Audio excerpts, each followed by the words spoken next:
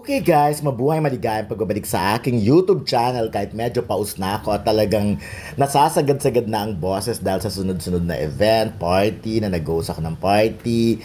At yun nga, iba't ibang Christmas party, mga reunion. So, pinipilit pa rin, ginagawan pa rin natin ang paraan. Of course, bukod kasi dito sa aking YouTube channel, meron pa kaming radio and Facebook, YouTube, and Sky Cable Channel 85 show ni Ray Pumaloy ang AM. But anyways, ayan nga, so nagkaroon na ng renewal of vows ang mag-asawang Marian Rivera and Ding Dong Dantes at ang bongga-bongga, di ba? Naalala ko kasi to, biglang nanumbalik sa aking alaala ang mga eksena noong 2014, of course, that's December 30, 2014.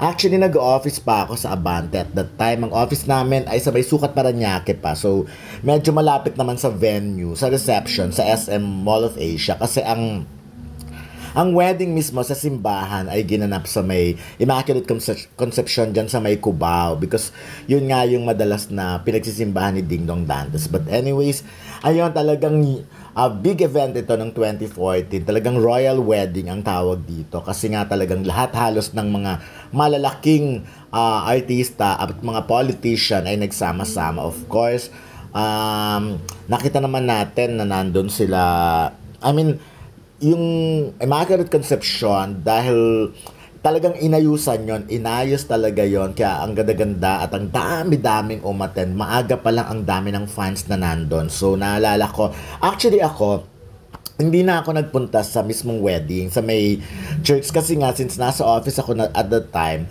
dumiretso na lang ako sa Mall of Asia, mas malapit sa akin yun. So bandang reception na lang ako talaga umabot. But anyways, ayan na nga, nagkaroon ng renewal of vows, the very intimate ang kanila. And this time, syempre, sobrang happy dahil may kasama na nga silang dalawang bulilit, of course, si Zia at si Sixto. So, bonggang-bongga, diba? So, parang yung boses ko nakakaloka. Hindi ko alam kung saan ang galing. But anyways, of course, but very emotional pa rin si Marian, diba? Isang dekada ng relasyon. Naalala ko dati kasi, before the wedding, nagpa-press ko muna ang GMA. Nagpa-press ko muna sila Ding Dong and Marian tungkol sa wedding nga na yon. So, pinag-usapan yung mga details. And I was also there. And then after that, ayun na nga, nung kinasal na, so dinistribute na yung mga invitation. Ako, I was very, sobrang lucky ako na. Actually, noon kasi, ang daming invited na press, to be honest. Siguro mga, I think 2 long table din yon kasi nakita ko naman ang mga nakasama ko doon. At talagang, kami rin talagang nag-outfit. Siyempre naman, big event. At alam niyo ba yung Mall of Asia, hindi mo iisipin talaga na na bus na court yun or whatever. Kasi talagang binalutan siya yung buong paligid ng Mall of Asia ng black lang talaga, as in super black lang talaga siya. And then, inayos nga, napakaraming. Ayan, of course, ito na ang outfit ko nung time na yun. Kasi nga, una kasi naka-white muna ako. Tapos sabi ko, parang nahihirapan ako at halos pare-pare. So, ayan, nag-change ako ng outfit. Sinuot ko na yan. Ito, isa yan sa mga photos. Nakita mo naman talagang royal wedding. Meron pa siyang tiara or crown or whatever. Ganyan yung itsura nung reception area. Talagang alam mong ginastusan.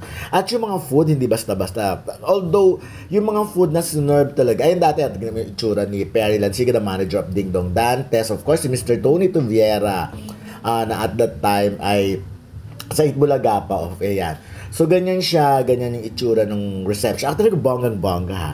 Nakaupo lang kayo actually. And then, every time na serve yung food, talagang napakaraming waiter. Isa-isa yan, lalabas. Isa-isang lalabas. Dala-dala nila yung mga whatever sa pagsisilbi.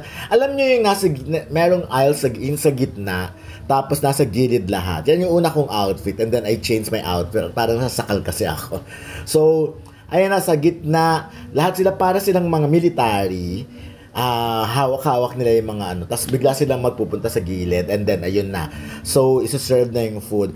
Pero talaga, isa sa mga, although at that time, parang first time ko kasing nakakita ng ganong cake. Yung giant, super giant, life-size talaga na cake, na talagang electronic kasi nag-iiba-iba ng itsura yung cake niya, pero sobrang laki, nag-iiba-iba siya. Ayan, may SM pa sa likod, SM Mall of Asia nga. So, nag-iiba-iba siya ng look, yung cake na yon. And then, very positive lang talaga yung nakaka-good vibes. Sobrang good vibes lang talaga yung wedding. Unang-una, napaka-organized kasi pagdating mo, konti lang yung paghihintay na gagawin mo sa maganda rin kasi sa Mall of Asia kasi may lobby siya na maganda, na malaki. So, medyo waiting lang kayo doon and then pagpasok nyo na sa loob because darating na nga yung the royal couple at the time, 'di ba? Ayun na. Tapos nakita naman natin hanggang sa reception, of course, maraming paandar si Marian at the time. 'Di ba? Kumanta rin siya, nagsayaw sila. Ayun nga napakasaya nung wedding. Isa 'yun sa mga wedding na inatenan ko talaga na ang ganda-ganda, ang bongga-bongga. Sayang nga hindi na nag-invite ng press. Although ano naman, renewal of vows, talagang very intimate na lang ito. So, 10 years, how time flies, ganun kabilis. Ito talaga, the following day, lumabas talaga ang lahat.